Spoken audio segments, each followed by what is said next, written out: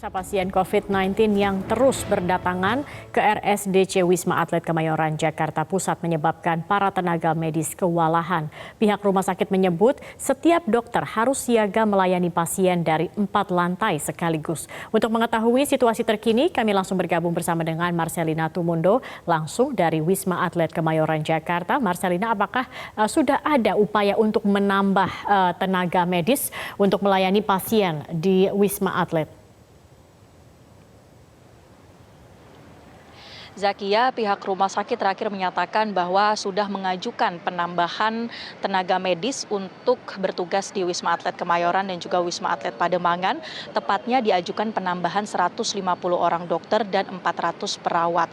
Sampai saat ini untuk di Wisma Atlet Kemayoran saja ada sekitar 2.000 tenaga kesehatan yang terdiri dari dokter dan juga perawat.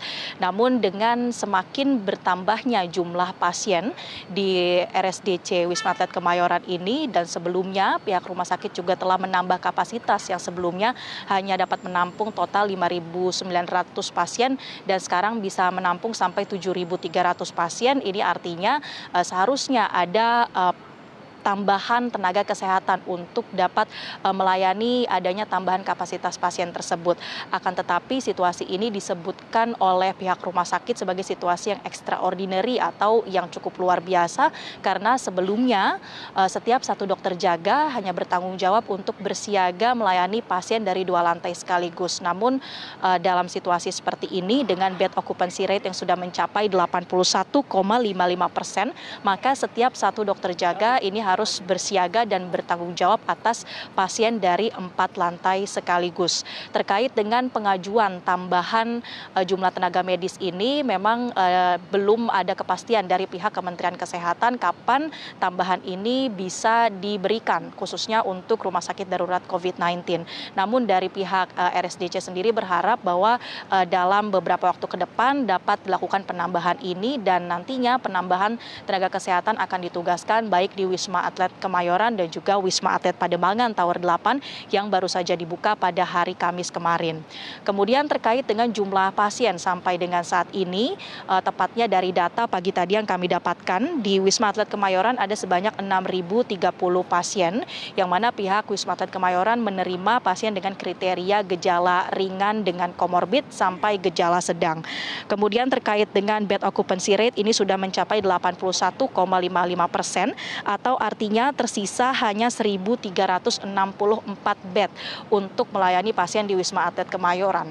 Jika melihat tren pertambahan jumlah pasien, setiap harinya ini bisa bertambah lebih dari 500 sampai 600 pasien sehingga dengan asumsi jika tidak ada pasien yang kemudian pulang maka dalam beberapa hari ke depan situasinya dapat semakin penuh di RSDC Wisma Atlet Kemayoran ini sehingga berulang kali dalam memberikan statement pihak RSDC Wisma Atlet juga menyampaikan agar penanganan COVID-19 di hulu atau tepatnya di lingkungan masyarakat dalam menerapkan protokol kesehatan ini dapat semakin ditingkatkan.